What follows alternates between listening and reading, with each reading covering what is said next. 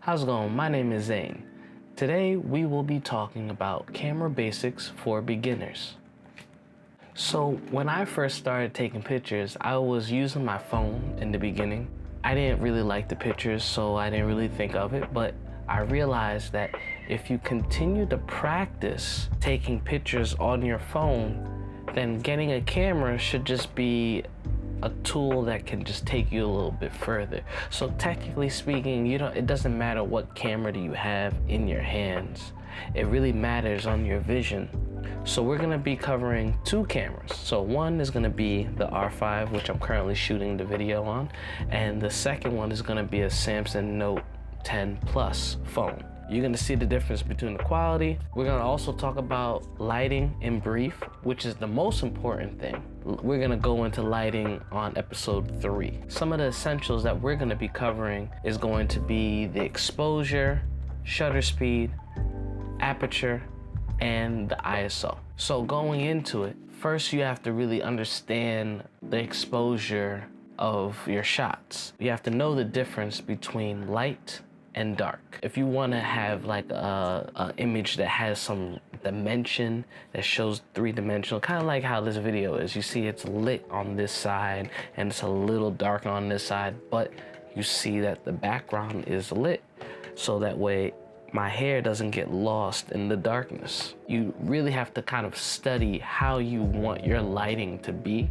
And the best place to do this is sometimes you could go to the museum, you could look at old photos, you could look at old documentary photographs of famous people and really kind of fine tune the look that you're going for. Study what your lighting should be.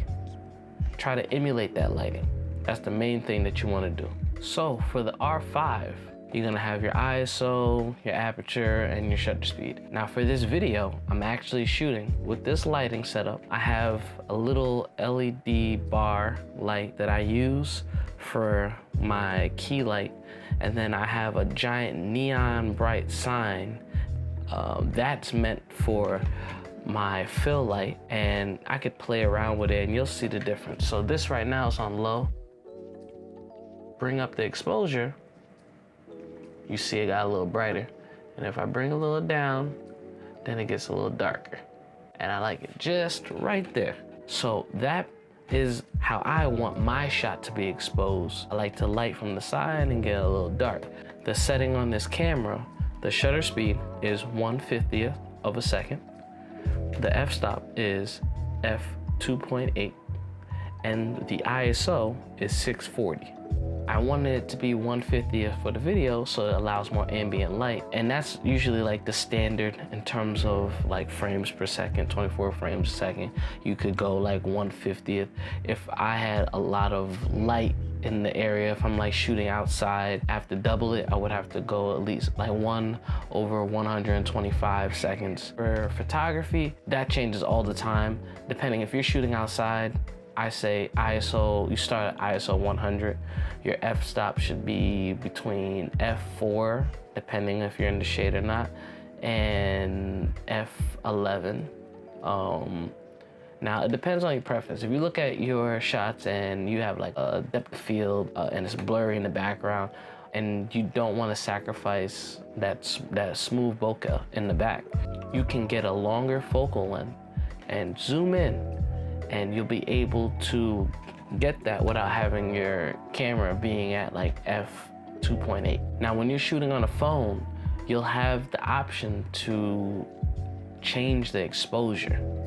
And there's like a little circle with like a little sun icon, and then you could like kind of toggle it up and down so that way you could change the exposure if the room is too bright, or if it's not bright enough, you can boost that up there. Certain phones allow you to use like camera settings, especially for like video, or you're using it for photography. They have certain apps that actually bypass that in the phone and allow you to use your phone like a camera, showing you all the settings. So you just have to really know your equipment. A client might say, hey, I'm just looking for a video with this type of lighting. If they only have a phone or you have a phone, you could shoot the video.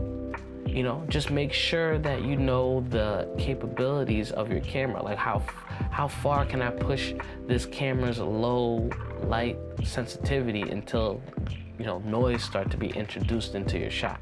And vice versa, even with the high-end cameras, you always want to push the limit. Like, this is how far I can go with this camera, and then start to master around it. And like, all right, I know what to do. I know what lighting I need. I need this amount of light because this camera is not the best in low light situation. The best option is just to bring more light, or even so, just light closer.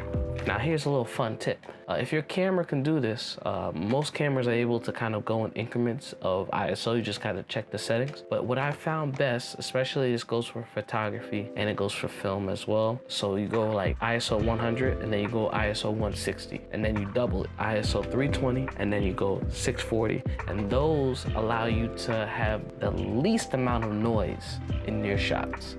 Some tips on picking the right camera, I would say, is what exactly do you want to shoot? It doesn't matter what camera you pick, but it's like, what do you want to shoot and how do you want to shoot it? If you have scenes that, you know, are action sequences, maybe you could use a phone because the phones can fit in tight spaces, you know? If you're only using the cell phone for like a really quick shot, then use it.